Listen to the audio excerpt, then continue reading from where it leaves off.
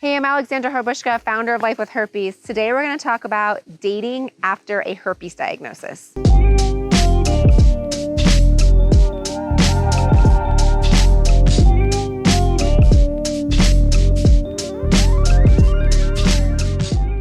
Let's talk about dating after herpes diagnosis. But before we even get into that, I want to talk about all the pressures we put on ourselves while dating, all right? There's so much social pressure of like, oh, you have to find the one or this, or if you don't get married by this age, then that's no good, and all the good ones are taken, all the pressures. As women, we have a biological clock that's ticking. Even if we don't want kids, it's still there. And there's all this pressure we put on ourselves to date, right? That's a lot. It's stressful. We have, maybe culturally we're supposed to date this person, or religiously we're supposed to date that person. And all of a sudden you're like, I don't even know what I'm doing. I don't even know how to date. Now you have herpes. Like, now throw that on, you're like, this was already hard and now I have herpes. WTF, like, what am I gonna do now that I have herpes? How am I ever gonna date? How is anyone ever gonna accept me? All of these things. Here's a really quick answer. Herpes has nothing to do with it. It doesn't. Herpes has nothing to do with actually dating. Let me unwind that, because I know you're like, I don't believe you, Alexandra. Herpes has everything to do with it because now you have to disclose and rejection.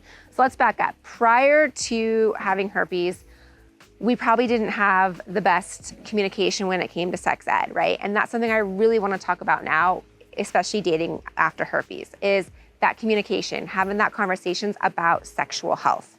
That's a really, really, really important conversation that we need to have. Right? Probably before we have herpes, our conversation was something like, hey, you good? I'm good. You clean? Yeah, I'm clean. You have anything?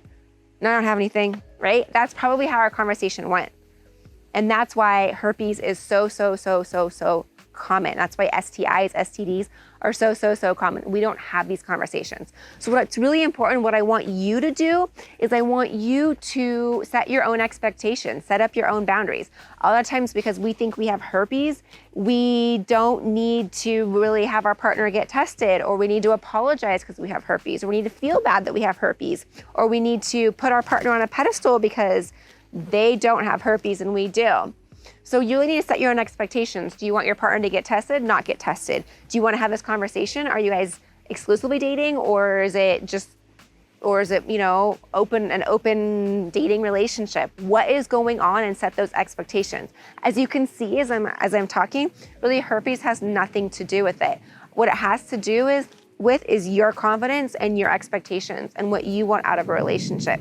Once you set those expectations and make it clear about what it is that you want, the dating will begin to fall into its place.